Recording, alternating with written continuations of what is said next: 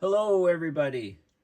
My name is Beckwith, Paul Beckwith, and as you're probably aware, the World Economic Forum has an annual conference in January of each year in Davos, Switzerland, where many different um, facets of world governance, etc., are discussed.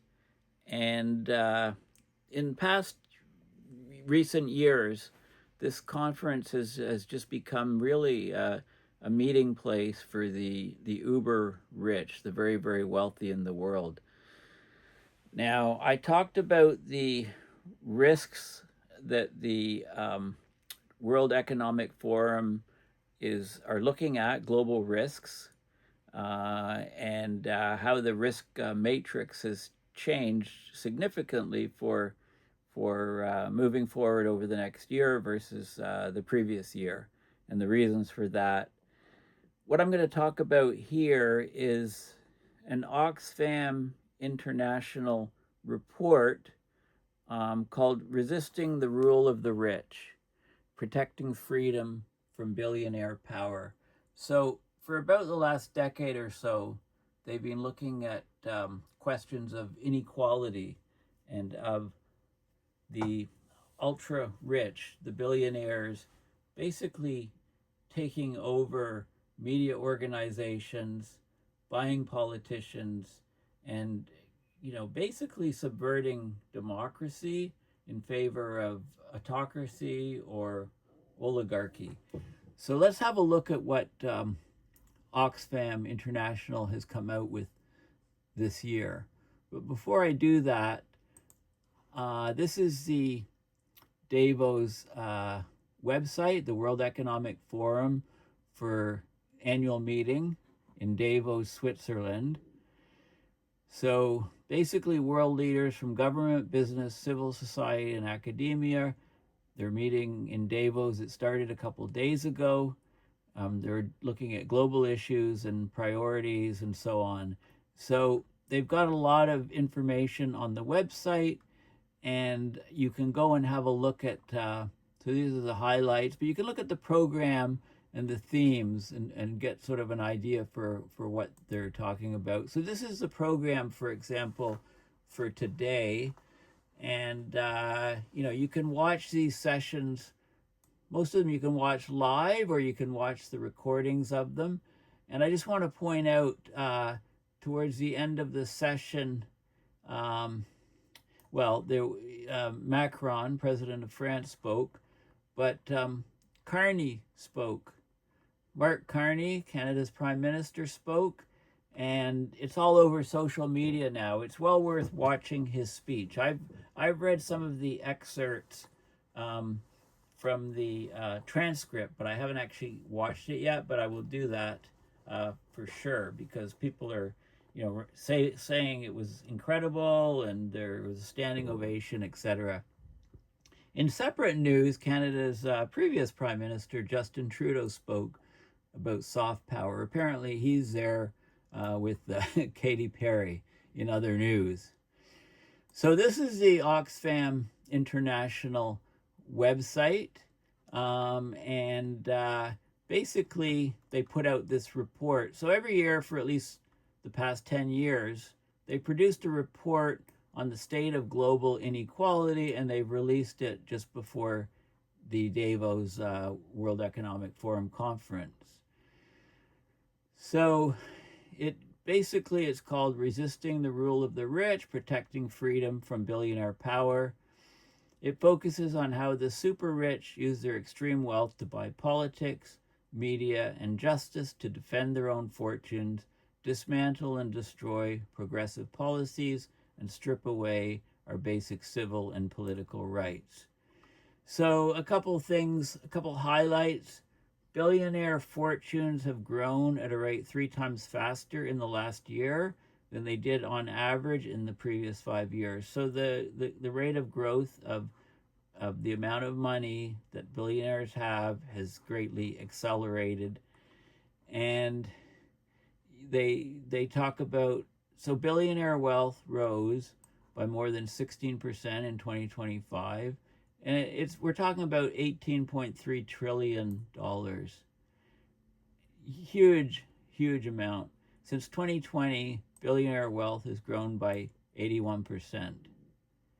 So these stats are pretty shocking. The number of billionaires surpassed 3,000 for the first time.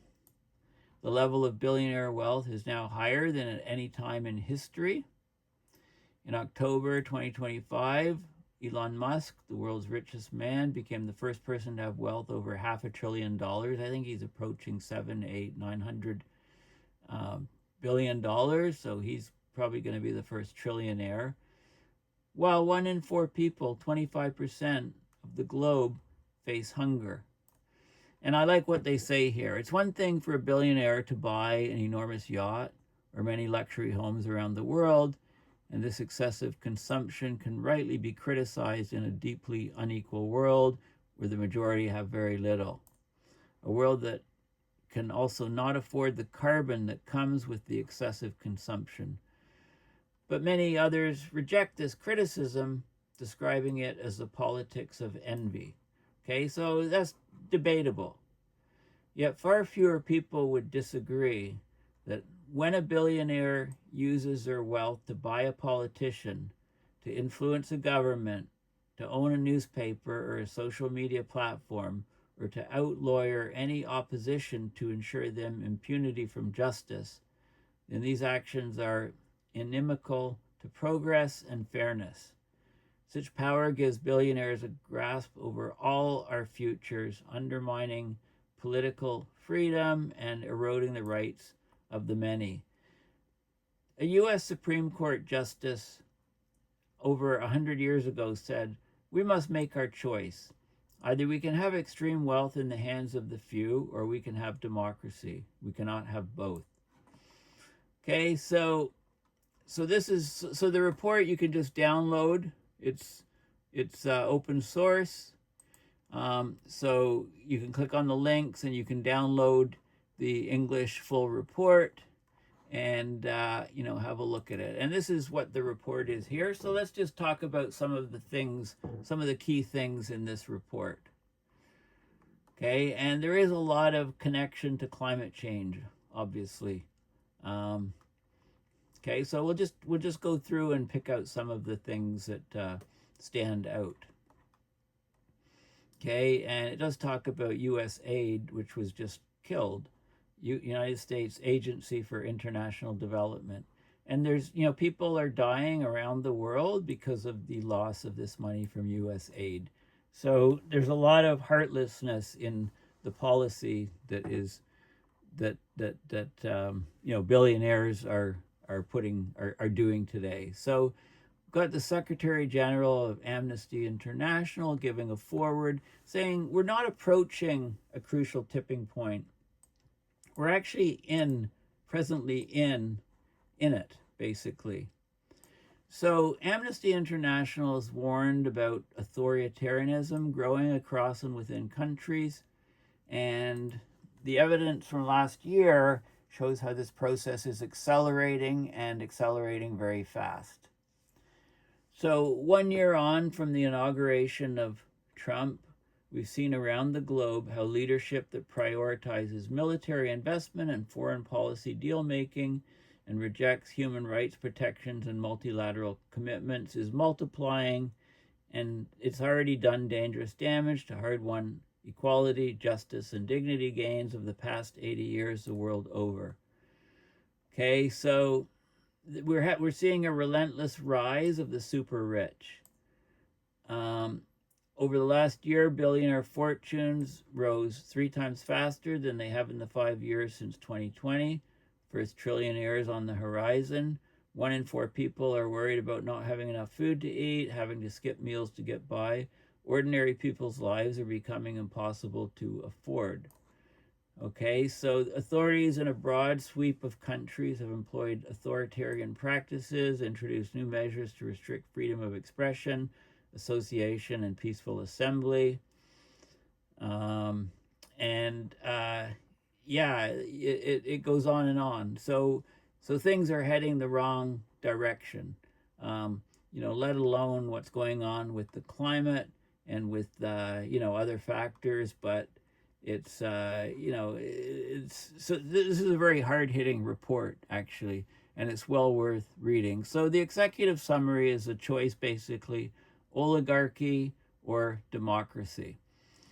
Migrants aren't robbing you, billionaires are. So many people are blaming migrants, right? There's a lot of propaganda from the media, social media, etc., that migrants are the problem. They're robbing you. Get rid of all the migrants. But, when you look at where the concentration of wealth is going, where the money is going, it's going to billionaires, okay? And, they're scapegoating migrants, but that's not the reality. Okay, so this goes into some of the factors. Here's some of the. This is Billionaires' wealth from 1987 through to November 2025, in U.S. billions of dollars, and you can see this the typical exponential rise upward of billionaires' wealth. So in 2025, it increased 3 times faster than the annual rate over the previous 5 years. One study found that more unequal countries are up to 7 times more likely to experience democratic erosion than more equal countries. Here's a kicker. Billionaires are over 4,000 times more likely to hold political office than ordinary people. The amount of wealth gained by the world's billionaires over the last year is enough to give every person in the world $250 US, and still leave the billionaires more than 500 billion richer. And here's another. This is a very startling fact. The world's 12 richest billionaires have more wealth than the poorest half of humanity, or more than 4 billion people. Okay, so this shows you how large the inequality is. And there's extreme wealth accumulation is accelerating. I guess the question is, how much is too much? The case for an extreme wealth line. There was a philosopher, Ingrid Robbins, who set out the philosophical case for a legal limit on private wealth. She proposed something called limitarianism, argued that beyond a certain point, private wealth becomes morally unjustifiable and politically dangerous. Just as societies define a poverty line to identify when someone has too little, we should, the argument goes, define a threshold for when someone has too much, an extreme wealth line. She proposed 10 million. There's an organization called Patriotic Millionaires. They found that 1/3 of the millionaires who they surveyed supported a US 10 million extreme wealth line. How about making it like $1 billion to start off or something, and then lowering it over time? It doesn't have to be all or nothing. So this is a trend of billionaires' wealth, again, increasing significantly, even just from 2014. And this is food insecurity around the world. I mean, food prices are going up. Many people are becoming food insecure. Life's becoming unaffordable for everyday people everywhere. Okay, the reduction in poverty is ground to a halt. Poverty is rising again. In 2022, nearly half of the world's population lived in poverty. Okay, so poverty levels are starting to rise up. Looking beyond income to other aspects of poverty, 1 in 4 people worldwide face moderate or severe food insecurity. The number increased by 42.6% between 2015 and 2024. Ordinary people worldwide are seeing the cost of food rise relentlessly. This includes 92 million food insecure people in Europe and North America, which are some of the richest regions in the world. Okay, and they go on and give more details. As we're seeing democracies being hit hard and suffering, we're seeing democratic erosion. There's an undermining of checks and balances, like the judiciary or legislature in many countries. Restriction of civil liberties is occurring. manipulation of elections, and the normalization of authoritarian practices. Okay, so we're seeing, what we saw in the US in 2025. We saw the inauguration of a billionaire president with a cabinet that includes multiple billionaires backed and bankrolled by the world's richest man, Elon Musk, who became US President Donald Trump's right-hand man before his spectacular fall from grace. Okay, so as economic resources become more unequally distributed, so too does political power. Okay, so the super rich have built their political power in three main ways. They've been buying politics. That includes buying politicians, investing in legitimizing elite power, directly accessing institutions of governance. Billionaires and the super rich have long used their vast wealth to buy politicians and political parties, subverting the power of the majority in favor of an unjust system of $1, one vote. The World Values Survey found that almost half of all people surveyed perceived that the rich often buy elections in their country. By 2024, $1 in every $6 spent by all U.S. candidates, parties, and committees came from donations from just 100 billionaire families. Billionaires and the super rich increasingly dominate media and AI. Over half of the world's largest media companies have billionaire owners. 9 of the top 10 social media companies in the world are run by just 6 billionaires. 8 of the top 10 AI companies, which overlap with media companies, are billionaire run, with just 3 commanding nearly 90% of the generative AI chatbot market. And, it gives examples of what's happening. Okay, so billionaire-owned media systematically neglect the interests of people living in poverty, women, and racialized groups. There was a 2023 article. Over 11% of the world's billionaires have held or sought political office. Billionaires, Oxfam numbers estimate that billionaires are at least 4,000 times more likely to hold political offices than ordinary people. Okay, so there's huge inequality, and democracy is greatly suffering. And what happens? Well, supported by far-right parties and media platforms, many of which are owned by the super rich, governments systematically stigmatize and scapegoat minorities like migrants, immigrants. In country after country, migrants are used as scapegoats for a host of social ills, including crime, shrinking welfare provisions, and the rising cost of living.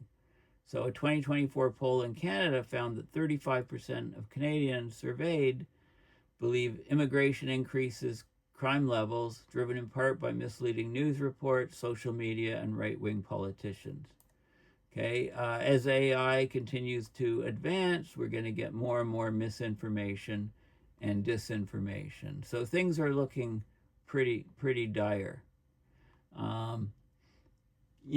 People look across the room and they might blame somebody of color, migrant, for all the ills. Meanwhile, the money is all accumulating into the billionaires. It's incredibly powerful propaganda. When you own the media, you can really spread these things. So the choice is basically oligarchy or democracy. So to create a fairer future for everyone, this report, Oxfam report, recommends countries must radically reduce economic inequality. They need national inequality reduction plans. The political power of the super rich has to be curbed, right? And there's lots of different ideas to do that. Build the political power of the many. Ordinary people become powerful in a political system where they're incentivized or motivated to influence decision-making despite structural inequality. Okay, so civil society, organizations, etc. A people's movement, if you like.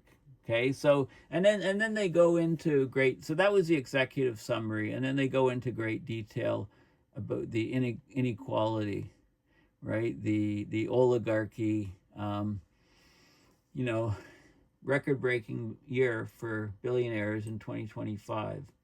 For the first time, more than 3,000 billionaires in the world, reaching a record wealth, 18.3 trillion. That's a gain of 2.5 trillion just in 1 year. So it went from, I guess, 15.8 trillion to 18.3 trillion. That's a huge increase, an increase of 81% since 2020, 16.2% increase. Okay, so it's just gaining, going up like crazy, basically. And so some of these charts and plots are repeated. How much is too much? The idea of hunger, number of people living in poverty. This is with 2% economic growth. With 2% economic growth plus 2% reduction in inequality. So if we just start reducing some of the inequality, we can have much less poverty. I think that these things aren't rocket science. They're pretty clear. Billionaires are cashing in on the hunger crisis. Since 2021, food prices have risen more sharply than the price of other goods and services, far outpacing wage growth. So there's an undue burden on people living in poverty who spend a higher percentage of their income on food. In 2024, around 2.3 billion people were facing severe or moderate food insecurity. That's 335 million people, more than in 2019, women disproportionately affected. Today, 2.6 billion people around the world face food insecurity, can't afford a healthy diet. The cost of a healthy meal in 2024 was 30% higher than in 2020. Right? So the statistics are all there, rising debt and so on. Rising debt, rising poverty. 2.8 billion people around the world lack adequate housing, 1.12 billion living in slums and informal settlements. In low-income countries, about a third of school-age children and young people are out of school. Across lower middle-income countries, children in the least wealthy 20% are 4 or 5 times more likely to be out of school than those in the richest 20%. Okay, so it just, like, the stats are there. It just goes on and on about health progress, health care, where the profits are going to, and how inequality is. You can look at something called the Gini coefficient to look at wealth, poverty, inequality, right? So there's it's just going the wrong way. And of course, this is the inauguration of the new U.S. president back in January with some of the social media billionaires there. All there, rah, rah, rah, new president. I mean, money's taken over the country, and you can see where that's leading us to right now. Okay, these are some of the jets that are at Davos at the World Economic Forum. And, every day people across the world spend 11.8 billion hours, over 1 million years combined, consuming content on social media platforms founded by billionaires. There you go. And it talks about, the misinformation and disinformation and the threats from AI and the elite ownership and control of the media. Like this is chock full of information. It does talk about the capture of things like cops by billionaires and super wealthy people and the fossil fuel companies, etc. Okay, so it just I think you get the message, right? Political inequality at the bottom, and it does recommend some things that it thinks that we should do to start turning this around. Okay, so heavily referenced, lots of stuff in there. It mentions the climate conferences, so it's not a matter of convincing the public that climate change is really serious and needs to be dealt with. We realistically have to look at the power structures in society.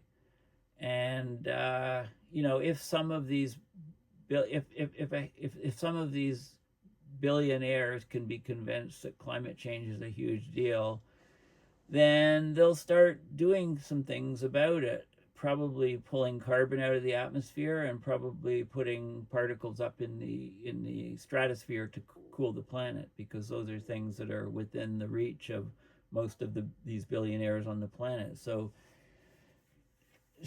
trying to get the general public to understand what's going on, though the general public isn't controlling the levers of power in our society today. It's the billionaires, and as power and money gets concentrated into fewer and fewer of these people, then all that needs to be done is a couple of them need to be convinced of the severe threats that we're facing. So instead of just building bunkers in New Zealand, which is what they're presently doing, we can actually maybe get some action taken on climate change if some of them can be convinced of the seriousness of the problem.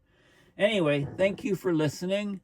If there's any billionaires or others watching this video, please consider going to my website and kicking some spare change to my PayPal to support my research and videos. I've also got this GoFundMe site as well. And, please follow me on social media and share my videos far and wide. Thanks for listening, and bye for now.